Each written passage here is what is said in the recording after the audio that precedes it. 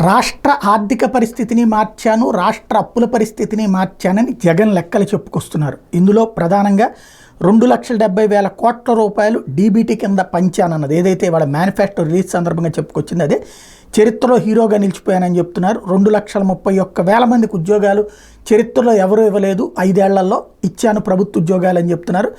అలాగే చంద్రబాబు నాయుడు చెప్తున్నటువంటి అన్నీ కావాలంటే 1,20,619 కోట్లు ఒకటి, 29,100 కోట్ల రూపాయలు మొత్తం కలిపితే 1,50,000 కోట్లు అవుతాయి.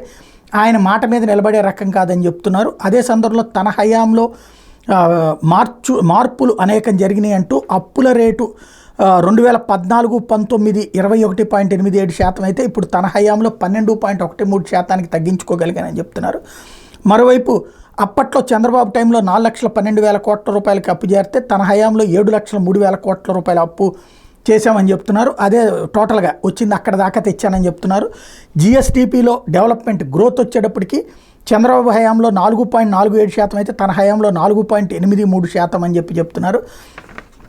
పెన్షన్లకు సంబంధించి అప్పట్లో 4 సంవత్సరాల 6 నెలల పాటు 39 లక్షల మందికి ఇచ్చారు. ఆ తర్వాత అది సంఖ్య పెంచారు. కానీ ఆ చివరి 2 నెలల్లో మాత్రం 1,000 నుంచి 2,000 రూపాయలు చేశారు పెన్షన్. నేనైతే 66 లక్షల మందికి 3,000 రూపాయలు చొప్పున పెన్షన్ ఇస్తాను. ఇది ఆసరా కింద 79 లక్షల మందికి ఇస్తున్నాను. అప్పట్లో 66 లక్షల మందికి చివరిలో పెంచారు అన్నటువంటి విషయాన్ని చెప్పుకొస్తున్నారు.